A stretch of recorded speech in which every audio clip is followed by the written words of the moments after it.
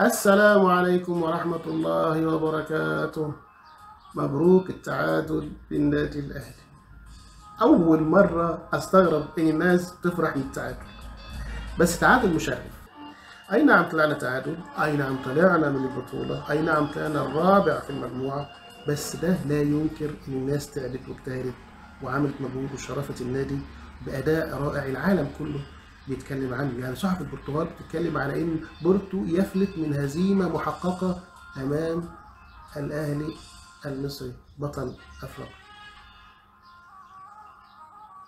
الأهلي يلقن بورتو درسا قاسيا. كل المواقع البرتغالية والعالمية بتتكلم على إنه الأهلي أدى ماتش خرافي قدام فريق أوروبي مش سهل، فريق فاز بطولة أبطال أوروبا 2004 وبطل البرتغال. إذا أنت دلوقتي مش مع فريق عادي، وإنك تبذل مش بنفس السكواد ونفس قيمة اللعيبة ولا المدرب، وإنك بفانيلة الأهلي وبروح الأهلي تبذل مجهود جميل وتعمل الأداء الرائع دوت. لا، يتقال شكرا، يتقال شكرا. عنصر التوفيق مش بتاع اللعيب، عنصر التوفيق ده من عند ربنا سبحانه وتعالى. انت بتبذل مجهود وبتروح تضيع قدام. شوف التضييع ده، قله تدريب، تسرع، انانيه. يعني في فعلا قله، يعني فعلا تضييع الفرص ده تعب اعصابنا. بس في النهايه انت لعبت وشرفت النادي الاهلي وكسبت 12 مليون دولار. يعني طلعت كسبان، طلعت كسبان لعيبه، طلعت كسبان مظاهر باداء رائع، طلعت كسبان فلوس تقدر تساعدك في شراء لعيبه تانية تظبط فيها السكواد بتاعك، يعني تحاول تطور فيها من النادي. كسبان كل حاجه، شرفت الاهلي، شرفت مصر. الناس كلها بتتكلم عن الاهلي، مصر بطل افريقيا المارد الافريقي الاحرج، بطل اوروبا. اذا انت دلوقتي عندك مكاسب كتيره تشتغل عليها، وعندك دروس مستفادة تشتغل عليها، تحاول تصلحها وتظبطها، سواء في أداء اللعيبة، التدريب، إمكانيات كل لاعب، اللي يفضل موجود في الأهلي ويستمر ويشرف الأهلي، واللي مش في مستوى الأهلي مع السلامة شكرا. ونجيب ناس تستحق إن هي تلعب في الأهلي، ومبقاش فيه فرق بين الأساسي والبديل. ما ينفعش إن البديل يصاب أنزل، الأساسي يصاب أنزل البديل اللي ينزل الماتش ويقع الماتش مني، خاصة لما يكون البديل ده أجنبي وبتدفع له بالدولار. ما ينفعش يبقى عندك محترف اجنبي بتدفع له بالدولار ومقعده دكه، دي كارثه برضه في حد ذاتها. لا، انا اجيب ناس اللي قاعد على الدكه ده مش عايز اقول ان ما كانش زي الاساسي يبقى احسن منه، بحيث ان لو تلاحظ التغييرات في الفرق الثانيه، الناس اللي بتنزل في الشوط الثاني بتغير الماتش، بتقلب الماتش، بيحرزوا اهداف. احنا الناس اللي عندنا بينزلوا بينيموا الماتش معاهم وبيضيعوا الشوط الثاني. الحاجات دي كلها محتاجه تعالج، تشوف برضه مشاكلها فين.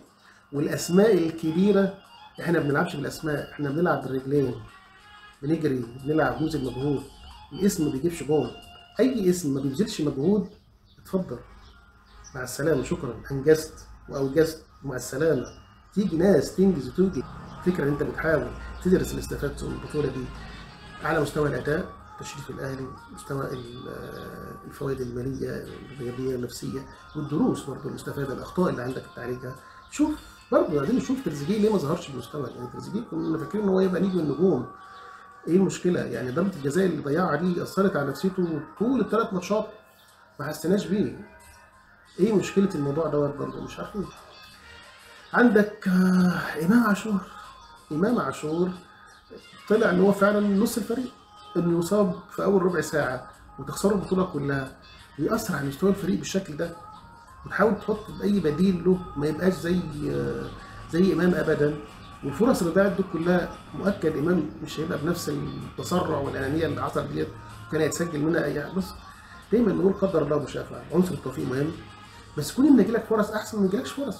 يعني كون ان انت تلعب وتنافس الانديه الكبيره دي. خلاص انتر ميامي اللي كانوا بيقولوا عليه ضعيف ما طلعش ضعيف، وسجل الاثنين في بالميراس، وبالميراس تعادل بطلع الروح في الشوط الثاني. يعني بالميراس نادي برازيلي برضه السكواد بتاعه قوي جدا، انك تحبسه في الشوط الاول في ملعبه انجاز. انت تقع بدنيا في الشوط الثاني مش برضه مشكله التحام المواسم. بورتو عملت ماتش رائع قدام بورتو. الثلاث ماتشات الاهلي لعب فيهم كويس، حتى لو في انتر الشوط الاولاني او في بالمر الشوط الاولاني، وشوطين كاملين في بورتو بطل اوروبا وبطل البرتغال. اداء مشرف، الاهلي شرف مصر، شرف الدول العربيه، شرف اوروبا. الناس كلها بتتكلم عنه، الجماهير الرائعه، الجماهير الرائعه اللي بتيجي بكل مكان وماليه الاستاد. يعني 3 ماتشات الجرايد الامريكيه بتتكلم الجماهير الغفيره دي جايه منين، اللي ماليه الاستاد بال 80,000 وال 60,000.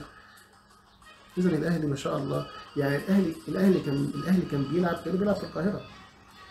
الجماهير اللي بتيجي وتسافر وتطير وتحضر وتدعم الاهلي ديت محتاجه ان احنا نشكرها.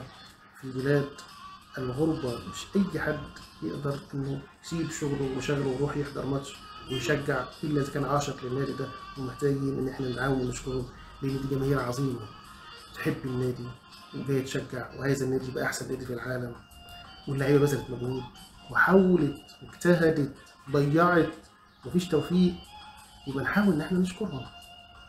من لم يشكر الناس لا يشكر الله. ناس تعبت ونقدر تعبهم، ضيعوا فرص حرقوا دمنا اوكي، بس ان يجيبوا فرص ويضيعوها احسن من ما يجيبوهاش ويفضلوا محبوسين في نص ملعبهم او نطلع مغلوبين بسكور 3 و4. لا، الناس لعبت واجتهدت، وده مجهودهم، ده السكواد بتاعهم.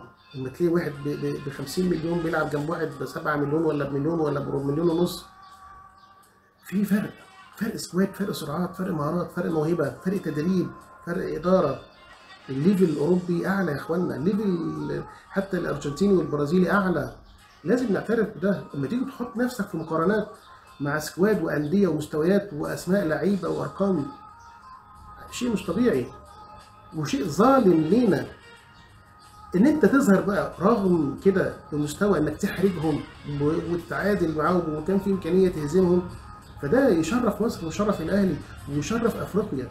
ان انت اديت باداء رائع، كنت ند له رغم ان انت كسكواد واقل وعندك نواقص كتيره. فالناس تعبت واجتهدت. عنصر التوفيق مش موجود، ده مش بتاعهم بقى.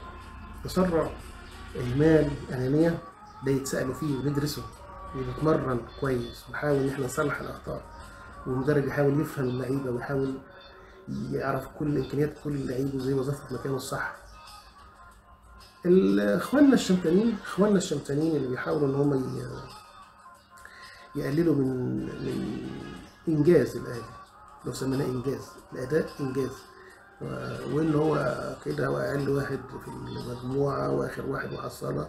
يعني يا ريت ان هم ينشغلوا بنفسهم اكتر ويطوروا في انديتهم اكتر ويسيبونا احنا نادي الاهلي ده بتاعنا احنا بقى.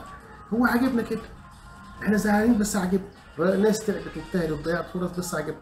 طلع وخرج باداء مشرف عاجبنا، وكان نفسنا يبقى احسن بس عاجبنا. تعالى نادي بتاعنا احنا عاجبنا، خليك في النادي بتاعك وروح صيف معانا. فالكلام بنتحاسب عليه، الكلام والكتابه بنتحاسب عليها قدام ربنا سبحانه وتعالى. كل واحد يحاسب على كل كلمه، واي تجريح للعيبه للجماهير وكل ده يتحاسب عليه. عندك كلمه حلوه تشجع بيها اوكي.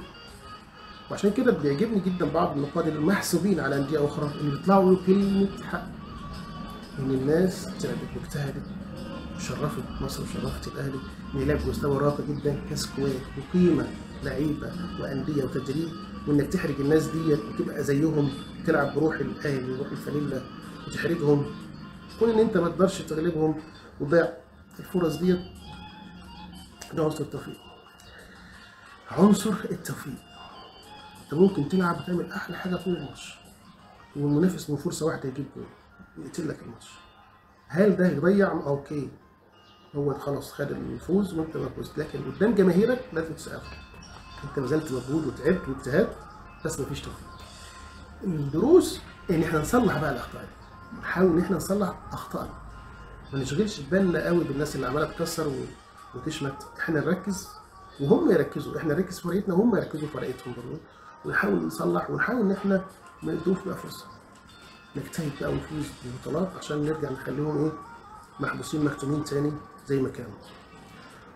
ولو اني اعتقد ان ساعات الاصوات دي بتشجعنا اكتر، يعني احساس الواحد انه بيلعب يعني علشان الناس ما تشمتش فيه او الناس تفرح فيه ويجتهد. في ناس بتشتغل كده، في ناس بتشتغل على انه احاول اجتهد عشان الناس ما تفرحش فيا او تشمت فيا او غير بقى ان جماهيرك هتزعل منك. فدي برضو عنصر كويس، بس ما يبقاش سلبي عندنا. خليهم في حياتهم وفي تصيفهم، واحنا نخلينا في شغلنا واجتهادنا. ان شاء الله ربنا معانا طالما بنجتهد وبنسعى وبنتدرب ونتمرن ونصلح اخطائنا.